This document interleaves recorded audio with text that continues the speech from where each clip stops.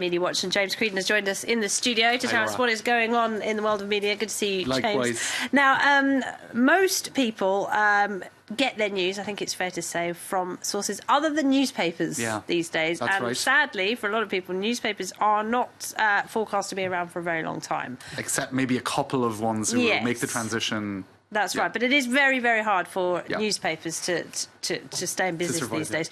One journalist at the New York Times has said that he is only going to get his news from print. That's right. It was an experiment, and he wrote about it in today's New York Times. It was published online today, in any case. Fahad Manjoo is his name, and so for 2 months I got my news from print newspapers. Here's what I learned.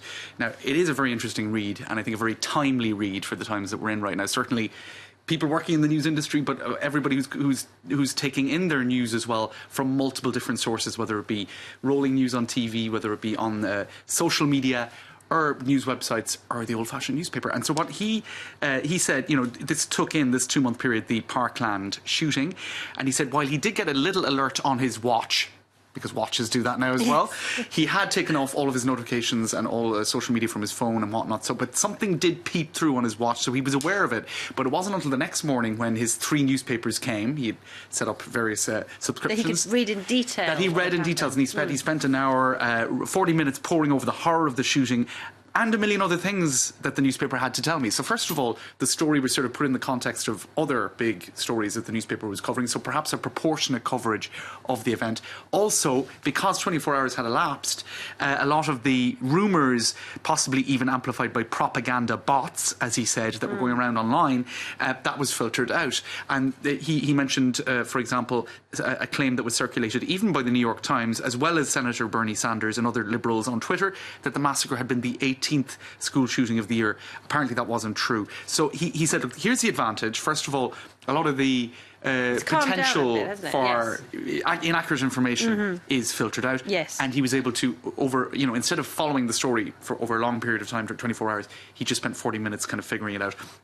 He said 3 things that he learnt. Apart from that, he said, it has been life-changing. Turning off the buzzing breaking news machine I carry in my pocket was like unshackling myself from a monster who had been on speed dial. Now, I think a lot of people are talking about the fact at the moment that we have so many different sources of news that we are somehow being drowned. So I think oversaturated. Right. Yes, so absolutely. He said, while it is up to Facebook and it is up to news sources to sort of correct the flaws, if you like, of misinformation and whatnot, it's also up to the individual user to filter and to, I suppose, reduce the amount of time spent online. He said there were 3 takeaway lessons. Get news more than commentary. The problem, he said, with social media is it's full of opinion and commentary. Better to go to just direct news sources. Secondly, not too quickly. He said real life is slow. It takes professionals time to figure out what happened, in particular for breaking news, and how it fits into context. And thirdly, he says, avoid social media. You don't have to read a print newspaper to get a better relationship with the news, but for goodness sake, please stop getting your news mainly from Twitter and Facebook. He said just about every problem we battle in understanding the news today is exacerbated by plugging into the social media herd. Now, I don't think that means social media doesn't have a role, but certainly we're learning more and more of the problems and dysfunctions of social media, certainly applied to getting your news. It's very interesting, and I think there certainly is a trend where people are starting to switch off a little bit more, I think. Perhaps our generation more than the younger. Because I think there's a realisation that there's only so much we can process, and that we're being absolutely inundated. And that there is a lot of false information going around, and people fed up with it. And I do miss the days when you could sit down in a cafe with an actual newspaper. That's right. And even though you get the newsprint on your hands, it was slightly and focus on one topic at a time, as opposed to have all these different things competing for your attention. Absolutely. Very interesting. Okay, we'll keep an eye on that one. Now, I wonder if he's going to continue doing it, by the way. Or he's back on. He'll break at one point. He'll add the app back on, and then he'll take it off. It's a vicious cycle. Away. Yeah, we've all been there, haven't we? Okay, let's move to another story a bit closer to home. This was the, as always, very fabulous Chanel fashion show. Environmentalists did not like it. They didn't like it. Did they? They weren't Tell us why. in favour. So these are scenes. Now, you would actually think that's in an outdoor scene. Now, they're known for their very dramatic fashion shows where sometimes, I think in 2012 they had windmills. And this was kind of a fall-winter wonderland with autumn leaves on the floor, etc.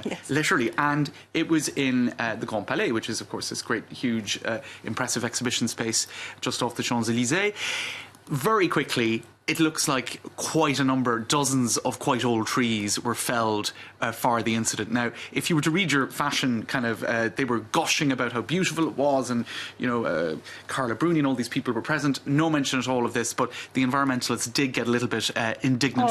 France Nature Environment in particular, saying, look, did you really, especially when you're trying to have this green-friendly image in nature, what they call greenwashing, did you really need to fell, you know, dozens of quite old trees which are now just going to be put in a dump?